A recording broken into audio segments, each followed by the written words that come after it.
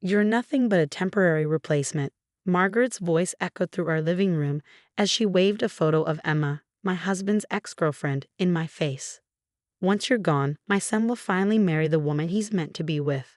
I stood there, my hands steady as I continued folding laundry, refusing to give my mother-in-law the reaction she craved. At 32, I'd spent the last 5 years learning that the best response to Margaret's outbursts was calm indifference. My name is Olivia, and I never expected to find myself in this situation. When I married David, I thought his mother's initial coldness would thaw over time. Instead, it had crystallized into something harder and more bitter, especially since Emma moved back to town 3 months ago. "Did you hear me?" Margaret demanded, her perfectly manicured nails drumming against our coffee table. "Emma's father just made partner at his law firm.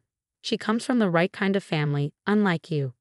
I placed the folded towels in the basket, keeping my movements deliberate and unhurried. "Is there something specific you needed today, Margaret?" "David won't be home from his business trip until tomorrow." Her eyes narrowed. "Actually, there is. Emma's lease is up next month, and this house would be perfect for her and David to start their new life together. I've already spoken to my son about it." That made me pause. "You spoke to David about giving our house to Emma?" Margaret's smile turned predatory. "This house belongs to the family, dear. You're not family. You're just keeping Emma's place warm." She pulled out an envelope from her designer handbag. "These are divorce papers. Save everyone the drama and sign them." I felt a familiar ache in my chest, but it wasn't from pain. It was from anger carefully contained over years of subtle jabs and not-so-subtle manipulations. Margaret had never forgiven me for marrying David after he and Emma broke up 6 years ago. In her eyes, I'd stolen her son's perfect future. "Where did you get divorce papers?" I asked, genuinely curious. "Emma's father's firm drew them up. Everything's there. You'll get a reasonable settlement if you sign quickly and quietly." She pushed the envelope across the table. I picked it up, noting the law firm's letterhead. "And David knows about this. He will once he gets home. Emma's already planning to meet him for dinner tomorrow night." Margaret's voice dripped with satisfaction. "You must have noticed how distant he's been lately." "Why do you think that is?"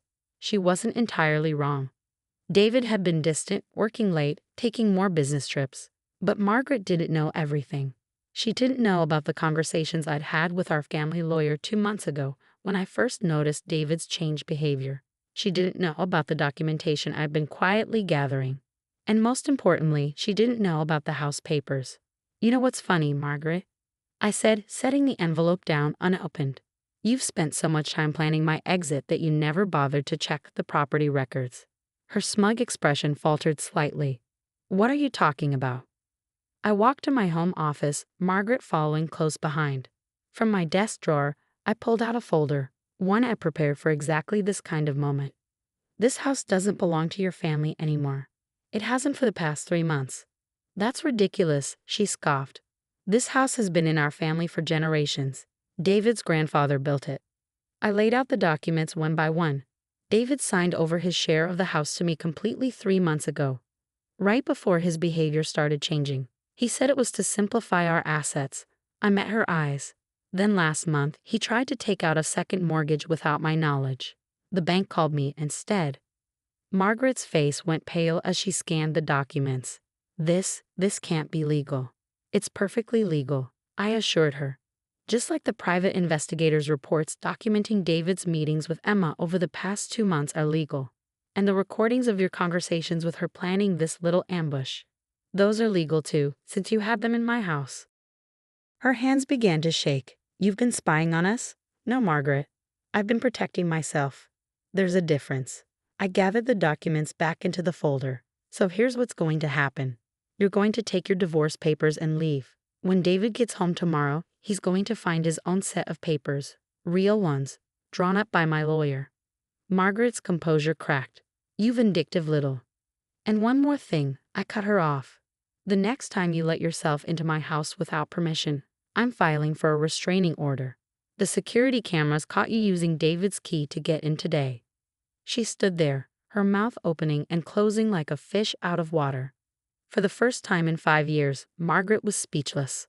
As she stormed out, slamming the door behind her, I sank into my office chair and let out a shaky breath. The confrontation I'd been preparing for was over, but the real battle was just beginning. Tomorrow, David would come home to find divorce papers of my own. Papers that would force him to face the consequences of his choices. My phone buzzed with a text from my lawyer. Just got Margaret's voicemail. Everything okay? I smiled, thinking of the security camera footage automatically uploading to my cloud drive, the property records safely filed away, and the look on Margaret's face when she realized she'd underestimated me. Everything's fine, I texted back. Just following the plan. The house felt quieter now, but not in an empty way. For the first time since Emma's return, I felt in control. My terms, I replied. The house stays with me. It's already legally mine. The investment accounts will split according to contribution, which my lawyer has already documented. You can keep your family's precious heirlooms, but the art collection we built together will be sold and divided. You can't do this, he protested weakly. I already have. I stood up, walking to the kitchen to refill my coffee. You have 1 hour to pack what you need for now. The rest we can arrange through our lawyers. And if I refuse? I turned back to him, allowing myself a small smile. Then I send copies of these photos to your firm's partners. I'm sure they'd be interested to know you've been meeting with a competitor's daughter during your supposed business trips. His face went from red to white. You wouldn't. The David I married? He would have known better than to doubt me. I set my mug down carefully. But you're not that man anymore, are you? A heavy silence fell between us, filled with the weight of broken promises and betrayed trust. Finally, David spoke, his voice hollow. Does Mom know about this? She knows enough, I replied. She came here expecting to bully me into accepting her plans for your future with Emma. Instead, she learned that her perfect son isn't as clever as she thought. He stood abruptly, his chair scraping against the floor. This isn't over, Olivia. Actually, it is. I nodded toward the stairs. Your hour starts now. As David disappeared upstairs, I heard my phone buzz again. A text from Margaret. David's home. Enjoy your last hour in my family's house. I took a photo of the divorce papers on the table and sent it to her with a simple message. He's packing now. Enjoy your dinner with Emma tonight. The next hour passed in tense silence, broken only by David's movements upstairs and the occasional slam of drawers. When he finally came down, 2 suitcases in hand, he paused at the door. You know Mom won't let this go, he warned. She'll fight you on this. I thought about the security footage, the documented evidence of Margaret's harassment, and the restraining order papers my lawyer had ready to file. She's welcome to try, I replied. After David left, I walked through the house, my house, noting the empty spaces where his things had been. In our bedroom, his closet stood half empty, but instead of feeling lost, I felt lighter. On his nightstand, he'd left his house key and the framed photo from our wedding day. My phone buzzed one last time. Another text from Margaret. This isn't over. We'll see who's laughing when Emma's living in that house. I took a moment to compose my response, thinking of all the evidence safely stored with my lawyer, the security system I upgraded last month, and the cameras that had captured every one of Margaret's unauthorized entries. You're right about one thing, I wrote back. This isn't over. But I'm not laughing, Margaret. I'm just getting started. I blocked her number before she could respond, then called my lawyer to update her on the morning's events. As I hung up, I caught my reflection in the window, shoulders straight, head high, no tears in sight. The woman staring back at me wasn't a victim or a replacement. She was a survivor who had seen the storm coming and built her walls accordingly.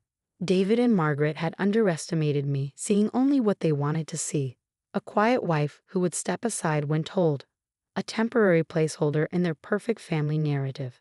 They never bothered to look deeper, to see the strength that had been building with every slight, every dismissal, every manipulative move. Their mistake wasn't in wanting me gone. It was in assuming I would leave quietly. 2 weeks after David's departure, I sat in my lawyer's office reviewing the final divorce settlement. Emma's father had tried to intervene, throwing his legal firm's weight around. But my documentation was ironclad. The house remained mine. The assets were divided as I'd specified, and most importantly, I maintained my dignity throughout the entire process. Mrs. Patterson is here to see you, my lawyer's assistant announced, a hint of warning in her voice. I didn't need to turn around to know Margaret had arrived, right on schedule.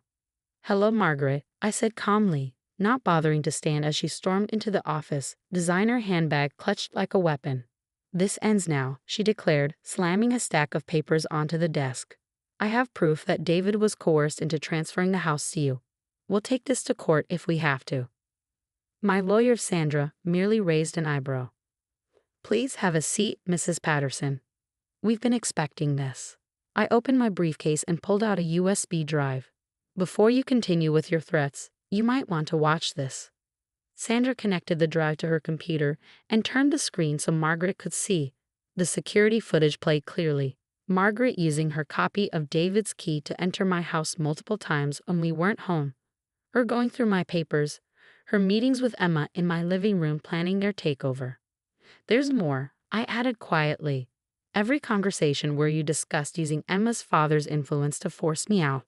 Every time you threatened me. Every plan you made to manipulate the situation." Margaret's face lost its color. "You can't use that. It's invasion of privacy." "In my own home?" I shook my head. "The cameras were legally installed and clearly visible. You chose to ignore them just like you chose to ignore my right to be there." "David was supposed to marry Emma," she whispered, her composure finally cracking. "They were perfect together. You were never supposed to last. And yet I'm the one sitting here with all the documentation, while your son is facing an ethics inquiry at his firm for using business trips to meet with a competitor." I leaned forward. "Would you like to know what happens next, Margaret?" She stared at me, silent for the first time since I'd known her. "You're going to sign these papers." I slid a document across the desk, agreeing to cease all contact with me. "The house keys you've copied will be returned. Any future communication will go through our lawyers. If you violate these terms, the restraining order I've prepared goes into effect immediately." "You can't erase me," she spat. "I'm still his mother." "Yes, you are," I agreed. "And you can continue to be his mother without attempting to destroy my life. The choice is yours." Sandra handed her a pen. "I'd think carefully about your next move, Mrs. Patterson. Miss Thompson's documentation is extensive." Margaret's hand shook as she signed, her perfect manicure catching the office light. As she stood to leave, she paused at the door. "He loved you, you know, before Emma came back." "No, Margaret," I replied softly. "He loved the idea of me, the quiet wife who wouldn't challenge him. That's not who I am anymore." After she left, Sandra turned to me with a smile.